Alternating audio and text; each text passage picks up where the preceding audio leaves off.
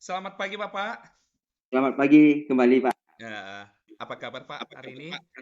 Sehat luar biasa. Bapak sendiri bagaimana kabarnya? Luar biasa Pak.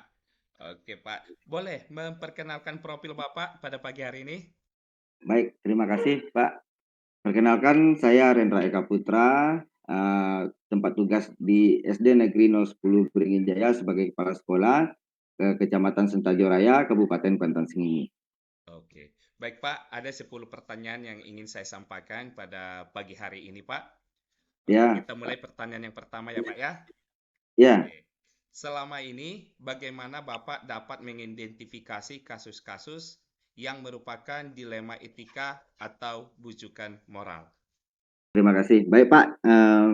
Ini berkaitan dengan dilema etika dan bujukan moral ini merupakan suatu kasus yang sedikit membuat kita menjadi dilematis untuk menentukan permasalahannya ya Pak ya, untuk memecahkan permasalahannya. Jadi cara-cara yang pernah kita lakukan atau saya lakukan untuk memecahkan masalah ini adalah dengan cara mengidentifikasi kasus yang merupakan dilema etika maupun bujukan moral dengan mengamati, mempelajari dan menyimpulkan kasus yang terjadi, kemudian melakukan cross check dan tindak lanjut.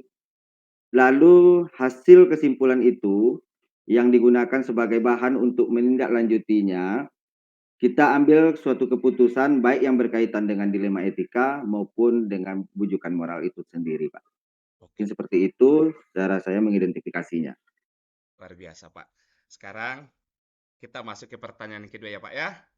Nah, Iya, Pak. selama ini bagaimana Bapak menjalankan pengambilan keputusan di sekolah? Terutama untuk kasus-kasus di mana ada dua kepentingan yang sama-sama benar atau sama-sama mengandung nilai-nilai kebajikan. Ya. Dalam hal tersebut, cara kita mengambil keputusan itu perlu melakukan beberapa hal. Ya, ada beberapa langkah-langkah yang lakukan untuk menentukan cara mengambil keputusan ini. Yang pertama, mempelajari dulu nilai-nilai kebajikan yang relevan. Kemudian kita tingkatkan kesadaran diri dan memahami nilai-nilai tersebut atau nilai-nilai kebajikan yang sudah disebutkan tadi. Kemudian mengkomunikasikan nilai-nilai kebajikan kepada seluruh warga sekolah kita. Kemudian kita terapkan nilai-nilai kebajikan tersebut dalam pengambilan keputusan yang mau kita terapkan. Mungkin itu, Pak. Ya, Pak. Lanjut lagi, Pak ya. Nah, pertanyaan Ya, yang ketiga, langkah-langkah atau prosedur seperti apa yang biasa Bapak lakukan selama ini? ya. Ya, terutama yang saya lakukan selama ini, yang terpenting adalah mengidentifikasi fakta yang relevan terlebih dahulu, kemudian mengidentifikasi pihak terkait, mempertimbangkan situasi dari pihak terkait, kemudian dicari beberapa alternatif solusinya, lalu kita pilih satu keputusan yang tepat dan yang harus dilakukan itu, terutama tidak merugikan pihak manapun. Oke, bagus, Pak. Pertanyaan berikutnya, Pak. Nomor 4, hal-hal apa saja yang selama ini Bapak anggap efektif dalam pengambilan keputusan pada kasus-kasus dilema etika? Ya, ketika kita dihadapkan dengan kasus dilema etika, hal yang cukup efektif dalam pengambilan keputusan pada kasus dilema etika ini, yang pertama adalah berpikir berbasis hasil akhir, yang kedua berorientasi pada aturan yang benar, dan mengutamakan rasa peduli terhadap sesama. Mungkin itu saja, Pak. Pertanyaan berikutnya, Pak. Hal-hal apa saja yang selama ini merupakan tantangan dalam pengambilan keputusan pada kasus-kasus dilema etika, Pak? Ya, setiap pemecahan masalah di sekolah itu tentu pasti ada yang namanya tantangan yang kita hadapi. Nah, tantangan terbesar dalam pengambilan keputusan dilema etika itu merupakan bahwa dilema etika merupakan dilema etika itu uh, tidak menawarkan solusi Iya, yang jelas, ya, yang sesuai dengan norma etika. betul. Ditambah lagi ada tekanan dan pengaruh dari pemegang kepentingan itu sendiri. Betul, betul. Namun saya kembalikan lagi pada nilai-nilai yang saya pegang. Mm-mm. Apa itu nilai-nilai? Yaitu kita tidak lupa kepedulian terhadap sesama, juga harus kita pertimbangkan juga supaya ini berdampak positif ekosistem sekolah kita itu sendiri. Lanjut lagi ya Pak ya, pertanyaan yang keenam. Ya, Apakah Bapak memiliki sebuah tata kelola atau jadwal tertentu dalam sebuah penyelesaian kasus dilema etika, Pak? ya, berkaitan tata kelola atau penjadwalan dalam pemecahan masalah terhadap kasus dilema etika ini, ya sebenarnya ini tergantung terhadap seberapa mendesak atau seberapa beratnya kasus yang kita hadapi. Ya, seberapa besarnya pengaruh terhadap lembaga yang kita pimpin. Kemudian jika memang memerlukan waktu dan pihak lain untuk terlibat, maka saya membuat alokasi waktu khusus. Tapi apabila itu bisa dipecahkan pada saat itu juga, kita bisa selesaikan pada saat itu. Pada saat itu juga, tergantung besar kecilnya masalah yang kita hadapi. Baik, lanjut lagi Pak. Pertanyaan berikutnya, Ya, apakah Bapak langsung menyelesaikannya di tempat atau memiliki sebuah jadwal untuk menyelesaikannya? ya, itu seperti yang sudah saya sampaikan tadi. Dalam pemecahan masalah ini, kita bisa saja pilih salah satunya atau bahkan kita selesaikan itu. Misal, apabila kita menemukan permasalahan dilema etika maupun bujukan moral ini, kasusnya sedikit lebih berat dan memerlukan pihak-pihak terkait, misalnya komite sekolah dan segala macamnya, kita butuh waktu untuk melaksanakannya. Mungkin kita buat jadwal kapan kita akan menyelesaikannya. Tetapi apabila permasalahan yang kita hadapi ini bisa kita selesaikan pada saat itu juga, ya pasti kita selesaikan pada saat itu juga dengan pihak-pihak yang ada di sekolah kita ini. Mungkin seperti itu, Pak. Baik, pertanyaan berikutnya lagi Pak, nomor 8. Bentuk Ya, atau prosedur seperti apa saja yang Bapak jalankan? ya. Bentuk atau prosedur yang saya jalankan selama ini yaitu kita perlu berdiskusi dengan rekan sejawat atau dengan rekan-rekan guru, komite sekolah, orang tua, itu juga bisa kita pertimbangkan sebagai prosedur kita dalam memecahkan masalah. Baik, Baik, pertanyaan ke-9 pertanyaan Pak. ke-9. Adakah seseorang atau faktor-faktor apa saja yang selama ini mempermudah atau membantu Bapak dalam pengambilan keputusan dalam kasus-kasus dilema etika? Nah, dalam memecahkan kasus-kasus dilema etika, Pak Perulian, kita tidak bisa sendirian dalam memecahkan kasus ini. Karena kita merupakan suatu ekosistem di mana di dalamnya terdapat banyak sekali unsur-unsur seperti dewan guru, ya, wakil kepala sekolah, kemudian bagian kesiswaan. Jadi semua itu kita libatkan. Mendukung kita dalam memecah masalah itu, terutama yang berkaitan dengan mungkin siswa ataupun guru, kita perlu mengajak semuanya saling berkolaborasi, bekerja sama untuk memecahkan masalah yang timbul di sekolah kita. Pertanyaan yang terakhir Pak. Ya, Dari semua hal yang telah disampaikan, pembelajaran mm-mm. apa yang dapat Bapak petik dari pengalaman Bapak mengambil keputusan dilema etika? Baik Pak. Jadi dari apa yang sudah kita laksanakan hari ini nih, saya dapat pelajaran yang dapat saya ambil dari diskusi kita ini adalah yang pertama, dalam pemecahan masalah, terutama khususnya dilema etika ataupun bujukan moral, itu kita tidak bisa menyelesaikannya sendirian. Yang kedua, kita tidak boleh egois di dalam mengambil keputusan. Ya. Kemudian dalam mengambil keputusan ini, kita harus memahami nilai-nilai kebajikan apa yang akan kita tanamkan terhadap seluruh warga sekolah kita dan tidak merugikan orang lain. Mungkin itu saja Pak. Pelajaran yang dapat, mungkin lebih banyak lagi, mungkin pelajaran-pelajaran lainnya, mungkin hal-hal yang paling umumnya itulah yang bisa saya sampaikan sama Bapak pada saat ini. Luar biasa Bapak. Terima kasih ya Bapak ya. Luar Ya, biasa Pak. untuk hari dan kesempatannya. Iya, Pak. Oke, terima Sama-sama, kasih. Pak.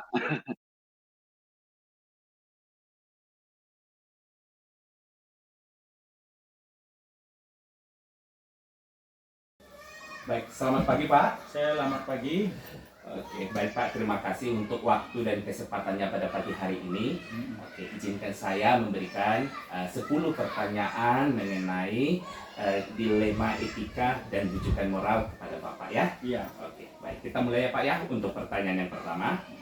Nah, selama ini bagaimana Bapak dapat mengidentifikasi kasus-kasus untuk rujukan moral maupun dilema etika Pak? Cara mengidentifikasinya adalah dengan cara mengamati, kemudian mempelajari dan menyimpulkan kasus yang terjadi. Melakukan cross check dan tindak lanjut. Hasil keputusan itulah yang digunakan sebagai bahan untuk menindaklanjuti pengambilan keputusan, baik yang dikaitkan dengan dilema maupun rujukan moral. Baik Pak, kita masuk ke pertanyaan yang kedua. Selama ini, bagaimana Bapak dapat menjalankan pengambilan keputusan di sekolah, terutama untuk kasus-kasus di mana ada dua kepentingan yang sama-sama benar atau sama-sama mengandung nilai kebajikan? Pengambilan keputusan pada kasus dilema etika di sekolah, yang pertama, pelajari dulu nilai-nilai kebijakan yang relevan. Yang kedua, tingkatkan kesadaran diri dan pemahaman nilai-nilai kebijakan tersebut. Selanjutnya, komunikasikan dulu nilai-nilai kebijakan kepada warga sekolah. Kemudian terapkan nilai-nilai kebijakan tersebut dalam pengambilan keputusan. Baik, masuk kita ke pertanyaan ketiga Pak ya. Ya. Langkah-langkah atau prosedur seperti apa yang biasanya Bapak lakukan selama ini? Langkah-langkahnya biasanya, yang pertama kita mengidentifikasi dulu masalah tersebut ya. Kemudian kita mengidentifikasi pihak-pihak terkait. Selanjutnya mempertimbangkan situasi dari pihak tersebut. Yang keempat, kemudian dicari beberapa alternatif solusi. Kita cari dulu alternatif solusinya. Lalu kita pilih keputusan yang tepat dan yang harus kita lakukan. Gitu Pak ya. Lanjut lagi ya Pak ya. Pertanyaan berikutnya. Hal-hal apa saja yang selama ini Bapak anggap efektif dalam pengambilan keputusan pada kasus-kasus dilema etika? Ya, ketika kita berhadapan dengan dilema etika, hal yang cukup efektif dalam pengambilan keputusan pada kasus dilema etika adalah yang pertama, kita harus berpikir berbasis hasil akhir. Hasil akhirnya yang kita berikan. Kemudian berorientasi pada aturan yang benar. Selanjutnya mengutamakan rasa peduli. Kemudian juga memperhatikan dampak jangka panjang dan melakukan diskusi dengan para guru serta pemangku kepentingan di sekolah untuk menyelesaikan sebuah kasus atau permasalahan. Baik, lanjut lagi Pak, pertanyaan yang kelima. Hal-hal apa saja yang selama ini merupakan tantangan dalam keputusan pada kasus-kasus dilema etika? Ya. Tantangan terbesar biasanya dalam pengambilan keputusan itu adalah dilema tidak menawarkan solusi. Ya. Tidak ada penawaran solusi dalam pengambilan keputusan. Yang jelas, ditambah lagi dengan tekanan dan pengaruh pemegang kebijakan. Namun saya kembalikan lagi pada nilai-nilai yang saya pegang teguh dalam aturan yang berlaku serta tidak lupa kepedulian terhadap sesama juga harus saya pertimbangkan. Begitu. Oke, lanjut lagi Pak. Pertanyaan yang keenam. Apakah Bapak memiliki sebuah tata kelola atau jadwal tertentu dalam sebuah penyelesaian kasus-kasus dilema etika? Tergantung. tergantung seberapa mendesak dan seberapa besarnya pengaruh terhadap lembaga yang saya pimpin. Jika memang memerlukan waktu dan pihak-pihak lain yang terlibat, maka saya membuat alokasi waktu khusus. Begitu. Oke. Baik, pertanyaan yang ketujuh. Apakah Bapak langsung menyelesaikannya di tempat atau memiliki sebuah jadwal untuk menyelesaikannya? Sebagai seorang kepala sekolah, tentu saya harus mampu membuat keputusan dengan berdasarkan nilai-nilai kebijakan yang saya pahami. Iya. Terkadang sharing dengan dewan guru, komite atau pihak-pihak juga bukan hal yang salah selama hal itu baik dalam lembaga yang saya pimpin. Begitu. Oke, baik. Pertanyaan ke-8. Bentuk atau prosedur seperti apa saja yang Bapak jalankan? Nilai-nilai kebijakan dalam prinsip pengambilan keputusan, paradigma berpikir, dan langkah-langkah pengambilan keputusan menjadi dasar pengambilan keputusan yang bertanggung jawab. Baik, pertanyaan yang ke-9, Pak. Apakah seseorang atau faktor-faktor apa saja yang selama ini mempermudah atau membantu Bapak dalam pengambilan keputusan dalam kasus-kasus dilema etika?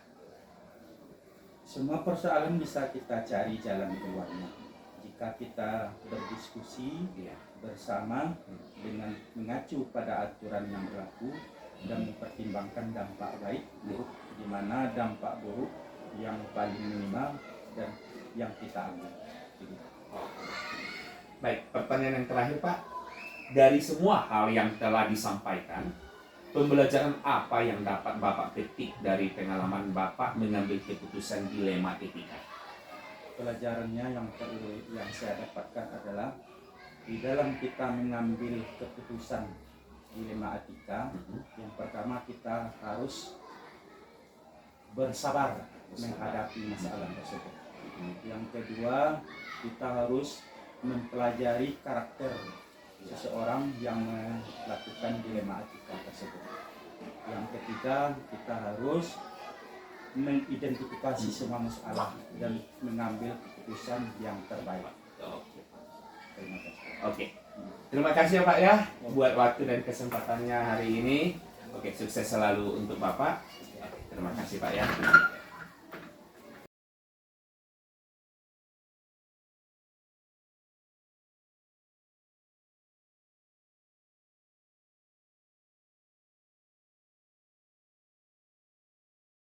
Iya. Selamat malam Pak Budi Kuswandi. Iya, selamat malam Pak Perulian. Apa kabar Pak? Baik, alhamdulillah Pak. Syukurlah Pak ya. Mohon maaf ya Pak ya Iya. atas waktunya untuk malam hari ini. Bapak terganggu ya Pak ya. Enggak sama sekali. Oke, Enggak terganggu terima sama kasih sekali. Pak. Terima kasih. Oke Pak, sebelum kita mulai wawancara kali ini, tolong Pak disebutkan Iya. dulu profil Bapak ya. Baik Pak. Izinkan saya memperkenalkan diri. Nama saya Budi Kuswandi, SPDI, yang merupakan guru penggerak angkatan ke-8 yang saat ini diamanahkan untuk menjadi kepala sekolah di SD 018 Sungai Langsat, dan baru sekitar lebih kurang 8 bulan dilantik pada Januari kemarin, dan sudah menjalankan tugas sesuai dengan apa yang diamanatkan kepada saya. Sekian perkenalan dari saya. Assalamualaikum warahmatullahi wabarakatuh. Oke, terima kasih Pak. Saya apa lagi Pak konfirmasi. Sekolahnya Pak SD Negeri 018 Sungai Langsat. Oke, 018 Sungai Langsat ya Pak ya. Sungai Langsat. Ya, Kecamatan Pangean. Kecamatan Pangean. Oke Pak, terima kasih. Oh ya Pak, hari Iya. ini malam ini saya ada 10 pertanyaan untuk Bapak ya. Oke. Oke, siap. Baik, siap ya Pak ya. Oke, saya mulai pertanyaan yang pertama ya Pak ya. Baik. Iya, ya. Selama ini, bagaimana Bapak dapat mengidentifikasi kasus-kasus untuk yang merupakan dilema etika atau bujukan moral, begitu Pak? Jadi kalau bujukan moral itu Oh, kasusnya kan Pak benar lawan yang salah ya kan Pak? Sedangkan dilema etika iya, itu iya. kasusnya benar melawan benar atau versus benar melawan benar. Oke, silakan Pak. Oh, baik Pak, untuk masalah dilema etika yang saya hadapi baru pertama bertugas di SD 018 Sungai Langsat, yaitu mengenai kategori siswa untuk naik ke kelas yang lebih tinggi dan cenderung majelis guru itu untuk tidak menaikkan siswa ke kelas yang lebih tinggi dikarenakan ada beberapa hal yang katanya itu tak bisa dinaikkan. Tetapi hal ini disinilah saya berkolaborasi dengan majelis guru ini, saling bertukar pikiran untuk memecahkan suatu permasalahan dan kemudian berdiskusi bersama ataupun dengan cara yang lebih simpel, yang lebih mudah, itu dengan cara ketika istirahat melakukan ngobrol-ngobrol santai sambil menikmati minuman dan sedikit makanan. Disitulah diskusi saya lanjutkan dan di situ sangat lebih mudah untuk memecahkan suatu permasalahan dibandingkan dengan kita harus benar-benar terfokus dan menegangkan lah ya, bukan seperti itu. Kalau seperti itu kan nantinya itu hal-hal yang terjadi, hal-hal yang tidak diinginkan. Tapi dengan cara ngobrol santai inilah cara yang paling ampuh saya rasa, karena kita buka dengan awal sambil bergurau dan akhirnya mereka mau menerima apa yang kita sampaikan. Begitu Pak. Oke, luar biasa Pak. Oke, lanjut lagi ya Pak ya ke pertanyaan berikutnya nih. Hal-hal apa Saya minum dulu Pak. Apa Pak? Iya. Mau minum dulu. Oh, silakan Pak, silakan Pak. Aduh. Oke Pak. Masih nampak layarnya kan Pak? Layar saya nggak nampak ini sebenarnya. Ada masalah. Nampak. Iya. Nah, tapi di situ nampak layarnya Pak ya? Oke. Nampak. Oke. Baik. Pertanyaan yang keempat Pak. Iya. Hal-hal apa saja yang selama ini Bapak anggap efektif dalam pengambilan keputusan pada kasus-kasus dilema etika Pak? Di dalam pengambilan keputusan yang saya lakukan tadi, Ya. seperti yang saya sampaikan di atas tadi, hal yang paling utama saya lakukan adalah berdiskusi dengan rekan majelis guru dan juga dengan cara berkolaborasi dengan guru-guru senior yang ada di sekolah itu. Maka apapun permasalahan yang saya temukan selama ini itu alhamdulillah dapat terselesaikan dengan baik. Dan juga ada guru saya itu selalu memberikan ide-ide kreatifnya dan ide-ide cemerlangnya untuk kemajuan sekolah. Gitu Pak. Oke, mantap Pak. Baik, kita lanjut lagi ya Pak ya. Oke Pak. Pertanyaan yang kelima, hal apa saja yang selama ini merupakan tantangan dalam pengambilan keputusan pada kasus-kasus dilema etika Pak? Yang menjadi tantangan ya Pak ya? Yang menjadi tantangan paling besar itu ada untuk memberikan pemahaman terhadap yang saya sampaikan di awal tadi. Ada seorang guru yang memang dibandingkan dengan guru-guru yang lain memang lain ya, itu sulit untuk memberikan pemahaman karena selama ini rupanya beliau itu tak pernah nurut apa siapapun yang kepala sekolah yang di situ, dia tak pernah nurut apa yang dikatakan kepala sekolah. Tapi dengan trik-trik yang saya coba untuk menghadapi beliau dari apa yang telah saya pelajari di program guru penggerak, dan beliau akhirnya ibaratkan sebuah seekor hewan itu sudah dijinakkan Pak, begitu Pak. Iya. Alhamdulillah dia sudah menurut apa yang saya katakan dan tak pernah lagi membantah dengan hal-hal apapun yang saya ingin kembangkan di sekolah. Beliau sudah menurut apa yang saya kehendaki. Tapi sebelumnya beliau itu memang tak pernah mau nurut dan dia ingin apa yang dilakukan, apa yang sesuka hati dia, itulah yang dilakukannya. Tapi semenjak saya di situ, guru-guru yang lain pun ngomong dulu memang susah diatur ya Pak, tapi sekarang ini karena Bapak sudah membimbingnya, akhirnya beliau mau untuk apa yang dilakukan ke depannya menurut apa yang dikatakan oleh Bapak. Gitu Pak. Wow, mantap kali Bapak ini. Lanjut lagi Pak. Senang sekali saya dengarnya. Oke, pertanyaan berikutnya Pak. Apakah Bapak memiliki sebuah tata kelola atau jadwal tertentu dalam sebuah penyelesaian kasus dilema etika, Pak? Oh, untuk permasalahan ini Pak, saya melihat dulu permasalahannya itu apakah permasalahannya itu harus segera diselesaikan, itu memang tak perlu dijadwalkan. Jika masalah itu perlu diselesaikan secara cepat, maka saya hanya berdiskusi singkat saja dengan rekan sejawat itu, langsung saya ambil keputusan dari apa yang diinginkan. Kemudian kalau seandainya memang kasus itu butuh proses yang lama, maka saya akan membuat jadwal sendiri. Dan ini kami lakukan di saat ini kan kita sedang digalakkan untuk menggerakkan kombel yang ada di sekolah. Iya. Jadi kombel yang ada di sekolah ini, disinilah wadahnya nanti untuk memecahkan permasalahan-permasalahan yang ada di kelasnya masing-masing. Dan di sini semuanya begitu antusias untuk lebih kreatif dan mengembangkan potensi yang ada pada dirinya. Begitu Pak. Oke, sip.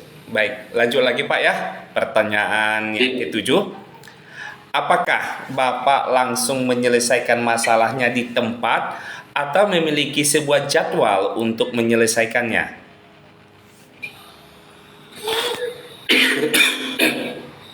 Baik Pak, untuk permasalahan seperti yang saya katakan tadi, kalau permasalahannya memang harus butuh penyelesaian yang cepat, maka saya lakukan dengan secara cepat untuk mengambil keputusan, walaupun mungkin nanti ada yang kurang suka dengan keputusannya. Tapi alhamdulillah Pak, selama ini keputusan yang saya lakukan semuanya menerima dengan apa yang saya lakukan tersebut. Salah satu contohnya, saya di tahun ajaran baru ini mengembangkan kurikulum yang ada di sekolah itu, memasukkan satu program yang namanya program TAPIS, yang ini misalnya diadakan di MI. Oh ya. Tetapi saya ingin mencoba untuk melakukan ini untuk meningkatkan minat masyarakat di sekitar untuk masuk ke SD 018 Sungai. Kemudian selain itu, saya juga punya program melawan sampah plastik dengan menyediakan piring plastik untuk jajaran yang biasanya menggunakan kantong plastik. Begitu Pak. Oke, sip. Baik. Ya, minum dulu Pak. Minum. Aduh. Iya. Oke Pak, lanjut lagi ya Pak ya. Nah, Iya Pak. oke, untuk pertanyaan yang ke-8, bentuk atau prosedur seperti apa saja yang Bapak jalankan itu Pak?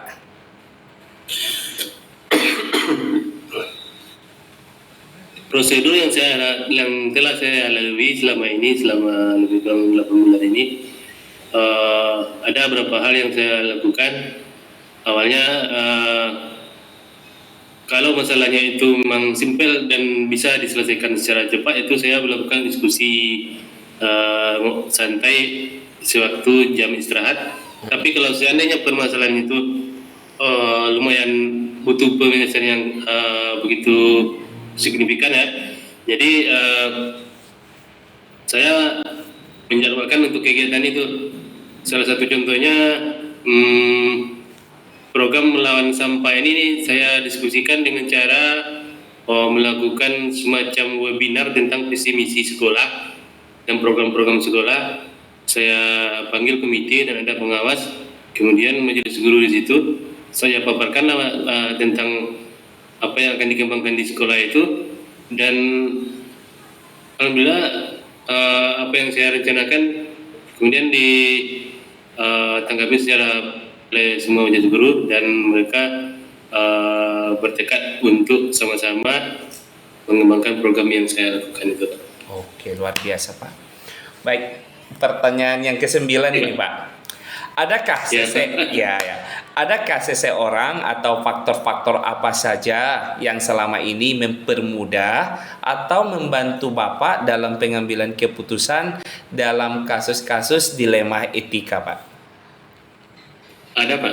Ada ya? Ada, pertama guru senior Guru senior. yang Ya. selalu membimbing rekan-rekannya untuk selalu berusaha untuk menjadi yang terbaik di sekolah itu, untuk memberikan hal-hal terbaik terhadap peserta didik. Kemudian ada juga salah seorang guru yang selalu mempunyai ide-ide kreatif, ide-ide cemerlang yang selalu memberikan masukan sarannya kepada saya, dan atas apa yang disarankan oleh beliau, saya selalu termotivasi untuk mengembangkan program yang ada di sekolah saat ini.